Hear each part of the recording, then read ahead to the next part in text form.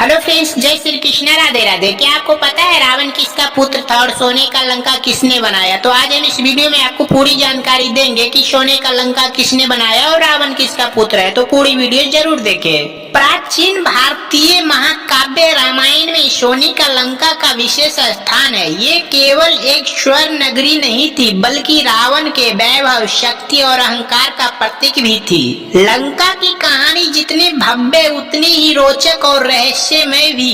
इस कहानी का एक बहुत ही दिलचस्प भाग है सोने का लंका का निर्माण, उसका वैभव और हनुमान जी द्वारा लंका में प्रवेश व तबाही मचाना। सोने की लंका का निर्माण। कहते हैं कि लंका को विश्वकर्मा नामक दिव्य शिल्पी ने बनाया था। ये नगरी समुद्र के बीच एक त्रिकोणीय द्वीप पर स्थित थी और इसका निर्माण देवताओं के लिए हुआ था, परंतु बाद में रावण ने लंका को बलपूर्वक कुबेर से छीन लिया। रावण, जो कि स्वयं कुबेर का सौतेला भाई था, शक्ति के लोभ में अंधकार होकर लंका का स्वामी बन बैठा। लंका पूरी तरह सोने से बनी हुई थी। महल, स्तर, द्वार, यहाँ तक कि सड़कों पर भी सोने की परत चढ़ाई हुई थी। रावण का महल 7 मंजिला था और उसमें हजारों दास दासियां, राक्षस, योद्धा और सेवक रहते थे।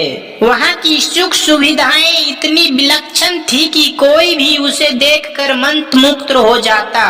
कहते हैं लंका की चमक इतनी तेज थी कि रात में भी वहाँ उजाला बना रहता था। हनुमान का लंका प्रवेश। कहानी का सबसे रोचक मोड़ तब आता है जब भगवान श्री राम की पत्नी माता सीता का अपहरण कर रावण ने उन्हें लंका ले आता है। राम अपने भाई लक्ष्मण और वानर सेना के साथ सीता की खोज में लग जाते हैं। तब हनुमान जी समुद्र पार कर लंका पहुंचते हैं। हनुमान जी का लंका में प्रवेश भी कम रोमांचक नहीं था। उन्होंने विशाल रूप धारण किया और समुद्र को एक छलांग में पार कर लिया। लंका के द्वार पर लंकिनी नामक राक्षसी पहरा दे रही थी। जब हनुमान जी ने प्रवेश करना चाहा, उसने उन्हें रोका, परंतु जैसे ही हनुमान ने उसे एक घूसा मारा, वो दूर जा गिरी और उसे याद आया कि ब्रह्मा जी ने उसे वरदान दिया था कि जब एक वानर आकर उसे परास्त करेगा तभी लंका का विनाश प्रारंभ होगा। लंकिनी ने हनुमान जी को प्रणाम किया और उन्हें लंका में प्रवेश करने दिया। लंका की भव्यता और हनुमान जी की प्रतिक्रिया। हनुमान जी जब लंका में पहुंचे तो उन्होंने उसकी भव्यता देखकर आश्चर्य किया। वहाँ के महल, उद्यान, जल प्राप्त और दिव्य वास्तु देखकर वो कुछ समय के लिए चकित रह गए, परंतु उन्हें याद रहा कि वे क्यों आए हैं, माता सीता की खोज के लिए। वे रावण के महल में चुपचाप पहुँचे और वहाँ उन्होंने सीता माता को अशोक वाटिका में रावण के दूतों से घिरी हुई, दुखी और चिंतित देखा। हनुमान जी ने पैर के ऊपर से उन्हें राम जी की अंगूठी देकर विश्वास दिलाया कि वो राम के दूत हैं। माता सीता को विश्वास हो गया और उन्होंने हनुमान जी को चूड़ामणि देकर राम तक पहुंचाने को कहा। इसके बाद हनुमान जी ने रावण के सैनिकों को ललकारा। उन्होंने अशोक वाटिका में कई राक्षसों को मार डाला और सब कुछ तहस नहस कर दिया।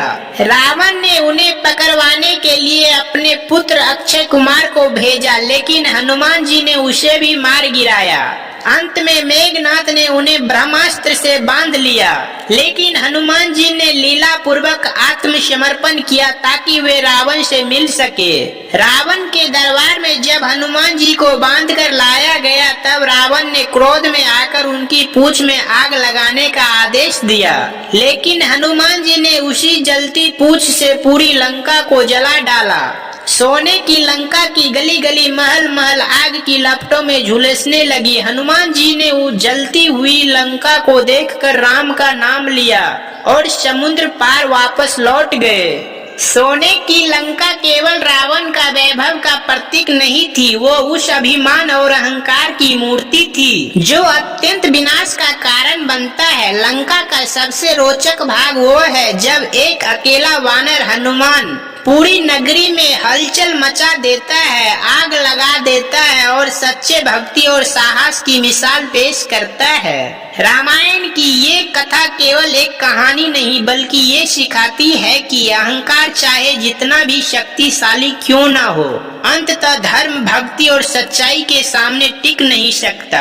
हेलो फ्रेंड्स, तो आज का वीडियो आप लोगों को अच्छा लगा हो तो हमारी वीडियो को लाइक, कमेंट, शेयर जरूर कीजिए। अगर आप हमारे चैनल पे नए आए हैं तो हमारे चैनल को सब्सक्राइब करें और बेल आइकन को जरूर दबाएं ताकि ऐसा वीडियो सबसे पहले आपको नोटिफिकेशन में मिल जाए। जय श्री कृष्ण, राधे राधे।